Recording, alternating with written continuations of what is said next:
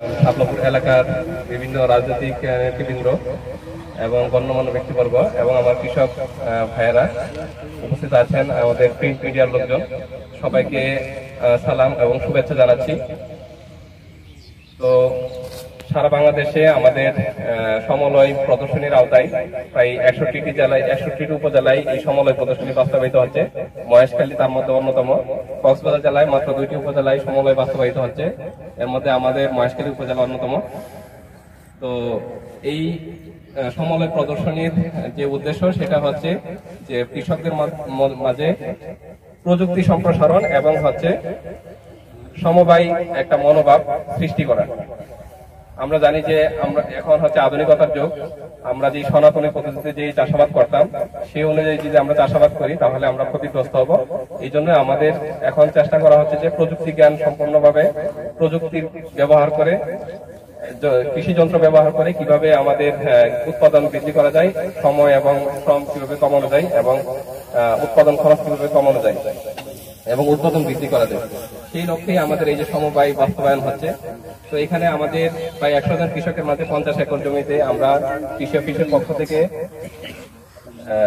আমরা বিনামূল্যে বীজ বিতরণ করেছি, এমওপি, ডিএপি এবং ইউরিয়া সার বিতরণ করেছি এবং ধান ট্রেতে বীজতলা রোপণ করার পরে আমরা হচ্ছে লাগিয়ে দিয়েছি, বিনামূল্যে লাগিয়ে দিয়েছি। এখন হচ্ছে আমাদের কর্তন অনুষ্ঠান। তো আমরা আপনাদের এই ধান আমরা কর্তন করে দিব।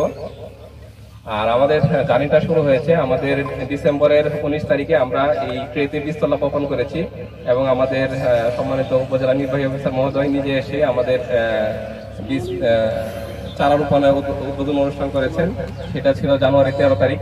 তো আজকে আমরা হচ্ছে শেষ প্রান্তে চলে এসেছি। এটা হচ্ছে আজকে আমাদের এপ্রিলের 30 তারিখে আমরা কর্তন উদ্বোধন অনুষ্ঠান করতে পারছি।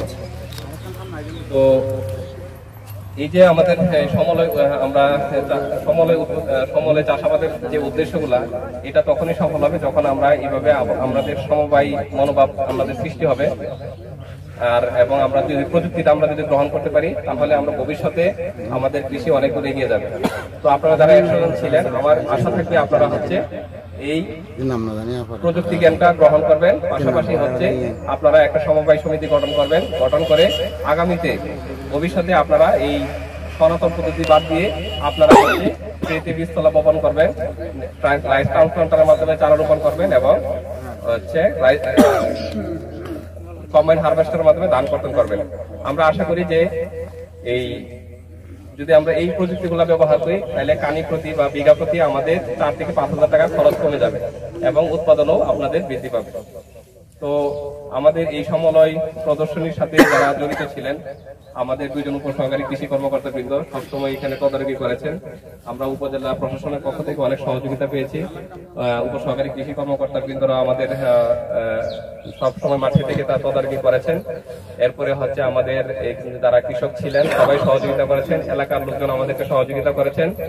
পাশাপাশি আমাদের যারা প্রিন্ট মিডিয়ার লোকজন আছেন তারাও হচ্ছে আমাদেরকে বিভিন্নভাবে সহযোগিতা করেছেন, আমাদের এটা প্রচার করেছেন। তো সবাইকে আমি ধন্যবাদ জানাচ্ছি এবং কৃতজ্ঞতা প্রকাশ করছি যে আপনারা এই সমলয় বাস্তবায়নে শেষ পর্যন্ত আমাদের সাথে ছিলেন। তো সবাইকে ধন্যবাদ জানিয়ে আমার বক্তব্য শেষ করছি। আসসালামু আলাইকুম।